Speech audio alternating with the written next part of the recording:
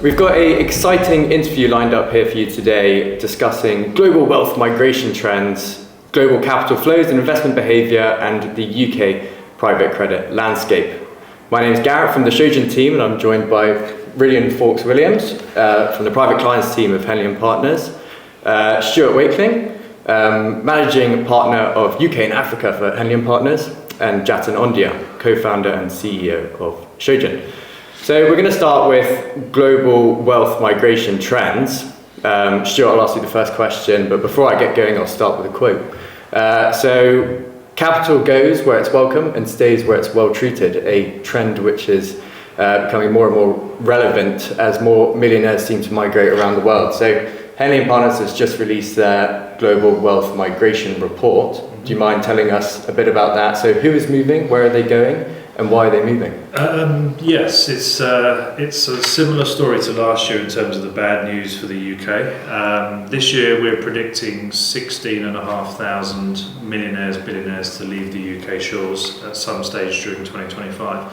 That followed on from a prediction of 9,500 in 2024, and 3,500 in 2022, and 1,500 in 2021. So as you can see, there's a steady increase, which is not good news for the UK, obviously. But there's two factors that we need to consider. Obviously, all the reasons that our clients tell us why they're leaving the UK, that we'll call that the push. But unfortunately, we have no pull. So with the investor visa having been sort of eradicated for the last 3 and a bit years, we have no direct route to getting the elite and the wealthy into the UK. So not only are we losing lots of people, but we're not being able to put anyone in as well. Of course, there are people coming to the UK, and we've seen quite a significant inflow of Americans because of what's going on over there, which we'll probably catch up on shortly. But it's not looking good for the UK. And this is not just an attack on labour. You know, we've seen this trend happening over the last 5 years. It's just that I think the labour installation and the perceived attack on the wealthy could well be the straw that broke the camel's back.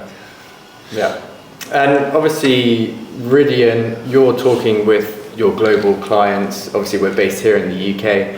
So what are the conversations that you're having globally, and for your kind of global clients, where are they moving to, and what is the reason that they're going? Yeah, certainly. So there's many factors, I believe, come into play in these conversations. So a lot of the time it's around political instability, tax reasons very heavily with the UK clients, as you can imagine, but even just quality of life. We have clients come to us and say, look, we're sick of the weather, we want this more relaxed lifestyle, we're coming up to those golden years, the retirement zone, and we just want that slower lifestyle. And I believe that perfect marriage that we're seeing at the moment is why these global citizens are popping up more and more regularly. As to your second question with regards to where they're moving to jurisdictions that are offering attractive lifestyles and very attractive routes. So the UAE, as you can imagine, being probably number one, if not number two at the moment, because for the tax purposes, let's not hide that, but also because of the ease to enter the country on a golden visa. The purchase of property in the UAE will give you a 10-year golden visa, which is really attractive for those clients who want to protect their wealth through real estate and change their lifestyle in tax jurisdiction. So I would say UAE number one, possibly Portugal number two as well. Yeah, and you mentioned real estate, so obviously global migration has very strong ties with real estate. So you're offering different citizenship and residency opportunities for global clients, and a lot of those are backed by real estate. So what are some of those exciting opportunities that people might consider? Yeah, so I believe there's 13 or 14 programs in total that offer real estate, both residency by investment and citizenship by investment. 3 of those programs, it's a requirement, so you must have a physical address in, for example, Monaco, Italy, UAE, that's the other one. And the other jurisdictions that offer an attractive route through real estate being Cyprus, UAE again, like we spoke about. And then through citizenship by investment, you have Egypt, Turkey, and then the Caribbean, which is very popular amongst our clients from the global south. I think we're seeing that change a little bit though. Real estate has always been a big factor in residency and citizenship by investment. But so if we look back over the last few years, Portugal has taken away the real estate route, Spain has finished, Montenegro has finished. And the reasons for that, stated by the relevant governments in question, are that it affects the house prices. People, the locals, the naturalised population are being priced out of it. That's open for debate, but that's the reason why we're seeing real estate drop a little bit in terms of investment migration, and other ways of entering in the country are materialising, such as funds, charitable donations, business setups, etc. Yeah. And obviously all of this mobility from high net worth, ultra high net worth or family offices is shaping global wealth distribution. So, 10, 15 years ago, people would quite happily put 90% of their portfolios into US equities and consider that diverse enough, and did very well because of doing that. I mean, obviously markets are at an all-time high now, but we've seen a lot of volatility, especially in US equities. So people now can having a think about how they can further diversify their portfolios. I read a report by Capgemini saying people are putting 20 to 30% of their portfolios now into real estate or real estate investments, 15% into alternatives. So obviously the big buzzword is private capital markets. So people looking into private equity, private credit, private debt, crypto as well, and gold obviously. So Jatin, discussing these kind of private capital markets, especially started the big trend in America, it's now coming over to the UK. What does this kind of private credit in the real estate world market look like in the UK now, and why might it be interesting for global investors? Yeah, absolutely. The global investors, remember, they can put the money anywhere. So they're going to always look for not just best returns, but best risk-adjusted returns. So they're looking at a combination there. Risk is not just a function of the underlying risk in terms of the credit, but also the wider political risk in wherever they're investing, which is why the US has always been a favourite for a lot of global investors, as has the UK. Now, the UK, for anyone who's been following UK politics for the last decade, I won't go into lots of detail, but suffice to say, it was a bit messy since about 2015, and that really put off a lot of international investors. And so they started putting more of their money into the US market away from the UK. This year, we're seeing that being reversed for again, obvious reasons. But also the UK itself is becoming more stable. Politically Labour's in with a very strong majority. It's providing stability, albeit there's still a lot of work to be done. It is providing some level of stability. And we're seeing that come back in the market on the front line. Property prices are stabilising, whereas previously there was no one buying, no one selling, there was no activity. Now, when you have global investors and they're looking at where the opportunities are, one of the biggest shifts we've seen is, in the old days, a lot of people would just come to the UK and park their money in real estate, right? If they just wanted that, not just diversification, but they wanted that safety. It was a bit like gold in a sense. You just stick your money in and then just leave it there for decades. But that no longer works because governments are penalising people for doing that now, with additional kind of costs and council taxes and so on. And again, very similar to what you said about Portugal and places like that, the domestic market are struggling to get enough housing. So there's a big backlash against international investors coming in and just parking their money in real estate and leaving it empty. And that brings us to private credit. And that is where the single biggest shift is that we've seen, because private credit is picking up where the banks kind of left off. Now, banks have been retrenching. The Basel III rules have meant that banks have to hold more capital against various loans that they make. This is directly affecting things like the real estate market, and particularly things like real estate development market.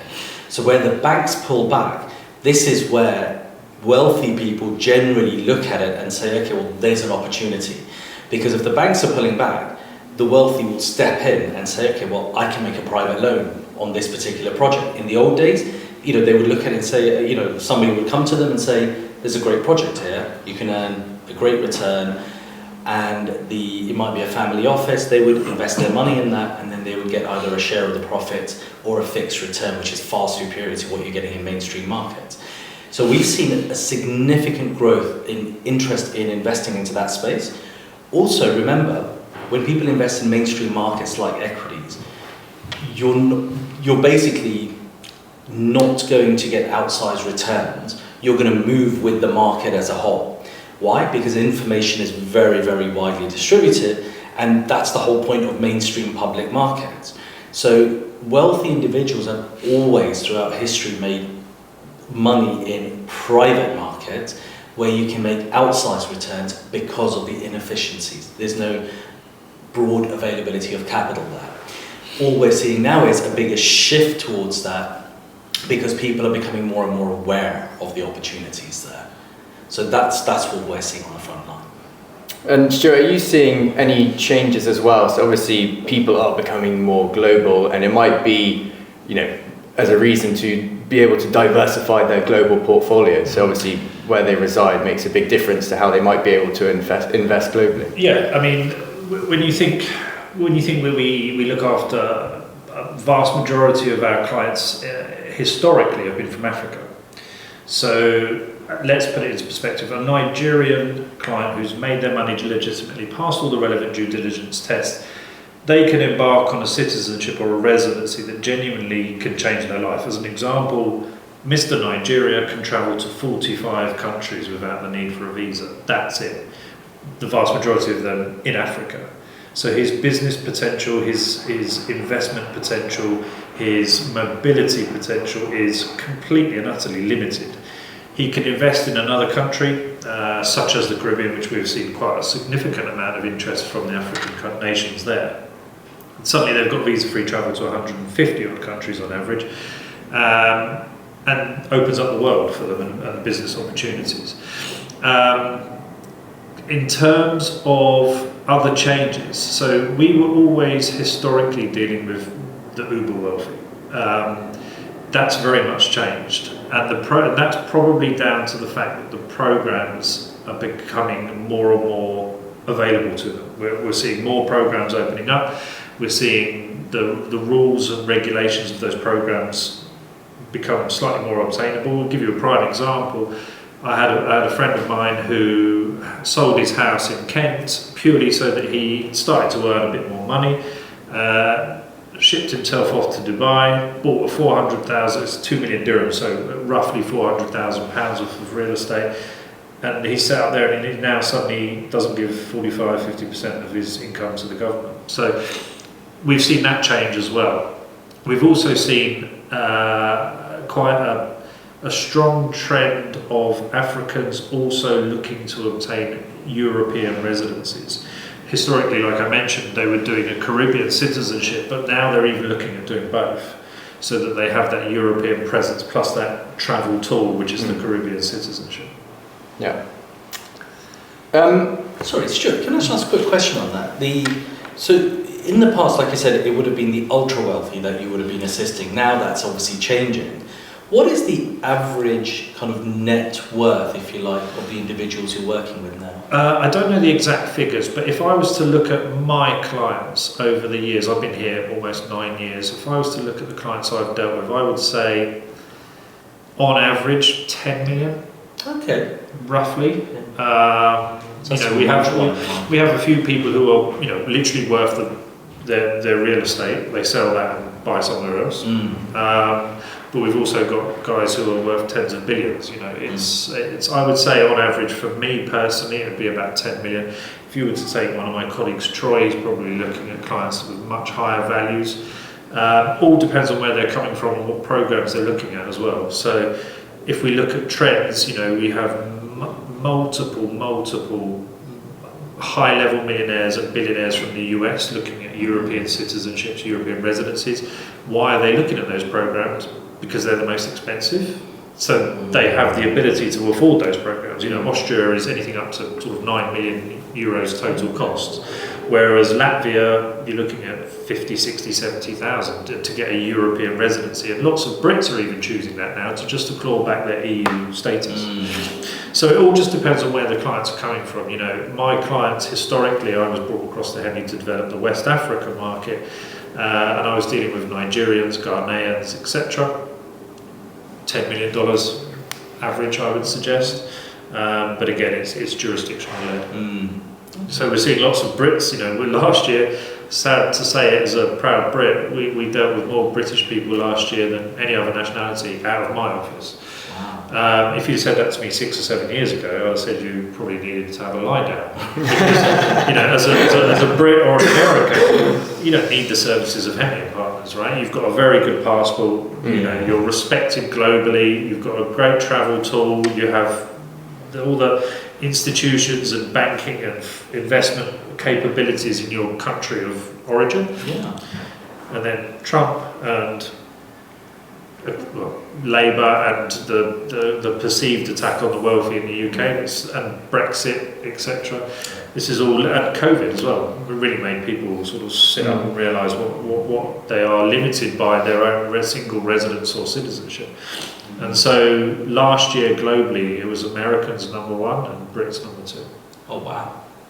And would you say, sorry, I'm kind of jumping No, go for it. You know, you mentioned earlier, obviously people are starting to take that decision slightly earlier, and there's a lifestyle factor in there as well.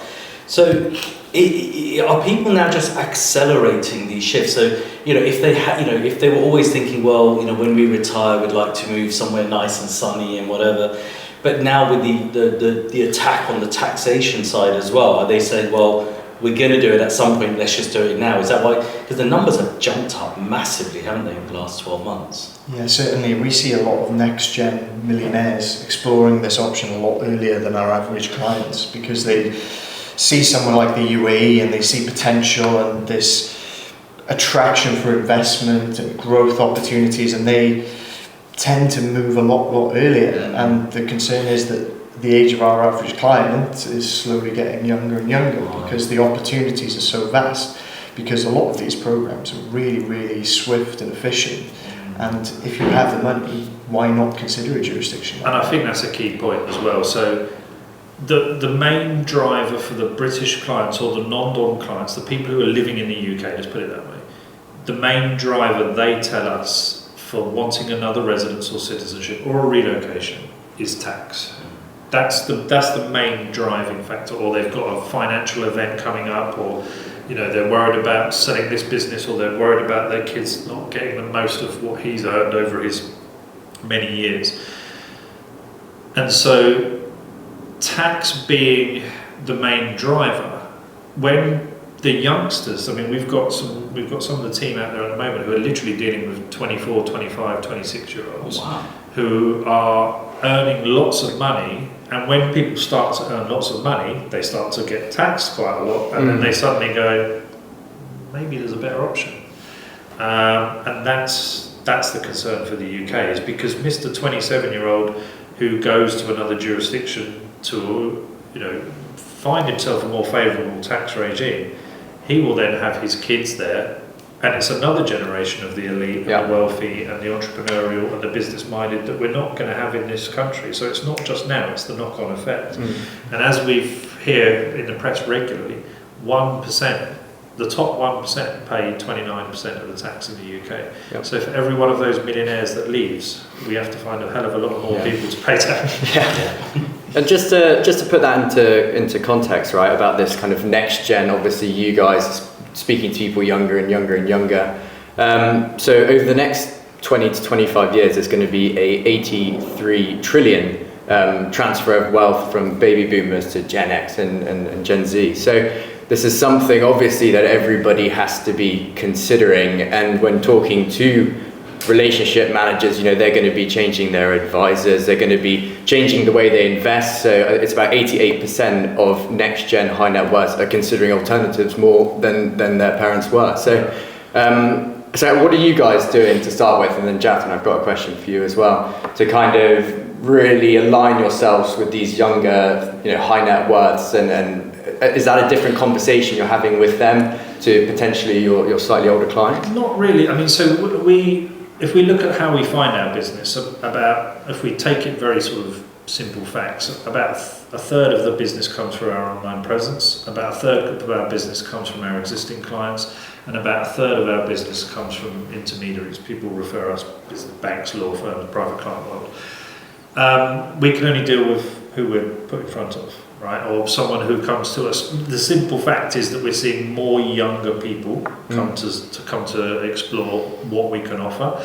But we offer a holistic, sort of advice-based service where we just let them know the pros and cons, all the programs that are available. We offer sort of almost 60 programs across the planet. We'll tell them all about the programs, understand what they're wanting to achieve, and try and find the best solution for them. We're not pushing certain programs. So it doesn't necessarily matter what age they are or what reasons they're coming for, because there will be a solution for them. And we're not necessarily targeting younger people, because all we can offer is what the programs are. It's just whether they suit them, and it just seems to be that we're seeing more and more younger people who are earning lots more money coming to use our services. Yeah, and Jatin, so obviously these younger people who might be more interested in alternatives potentially than the generations above them. Is Shojin doing anything exciting to be able to allow them to invest into the private credit space? Yeah, absolutely. Initially when we started, our core investor base was say between 40 and 60. They had a good amount of money, good amount of savings they wanted to put to work into the private credit market. But what we have seen is exactly what you said, that transfer of wealth, and certainly with the decision making being handed down to the children of these families, they're the ones making the decisions now. What's the first thing they do? They'll go online, they'll do research, they'll register, and so on. So we've created a whole platform to enable them to do everything end to end without ever talking to us, if that's what they prefer. Obviously we make ourselves available, but the idea is that they could look at all the various private credit opportunities, they can download all the information, they can see the videos every time we do site visits or anything, update videos. So it's really trying to continue engaging with them in a way that they prefer, which is quite different to the older generation who prefer to sit down face to face. I find a lot of these younger guys, in fact, they're happy if they never talk to you. Well, good. I mean, unless there's anything else that anybody wants to discuss, that's all we had on the agenda. So I think we'll go to final words, last thoughts about any trends that we're seeing in the market. Jatin, do you want to start and we can work our way down? Yeah, absolutely. I mean, I think we're living in really interesting times because capital can flow around the world, in an instant. And, I think governments definitely need to get up to speed on this idea. People, capital, all of this can move around and so quickly. So I think as a result of that, it's creating all these new opportunities, especially obviously in the private credit world, which itself is coming out to a more of a mainstream market. Private credit's always been there. Even 100 years ago, you had private credit. Now it's just entering a more mainstream market, and we're seeing a hell of a lot of opportunity in that space.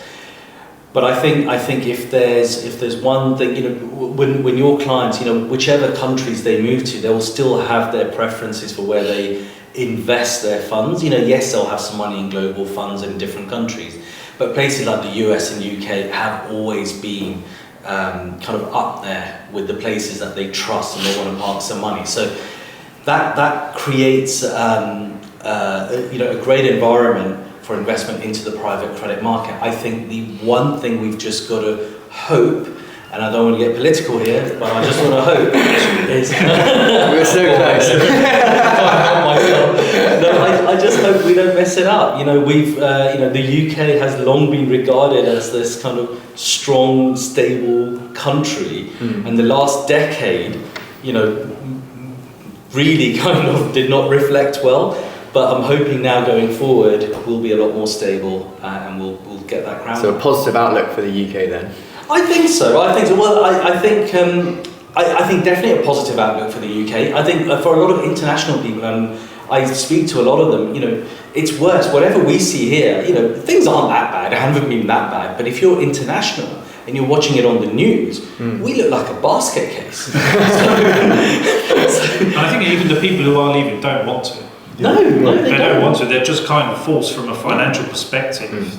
that there are better options, but it won't take much for the UK to get themselves back there, because we have all the regulations, the due diligence, the history, the culture. It's all there and it all remains there. They just need a bit more of an advantageous sort of tax regime and more along those lines to be more favourable to them.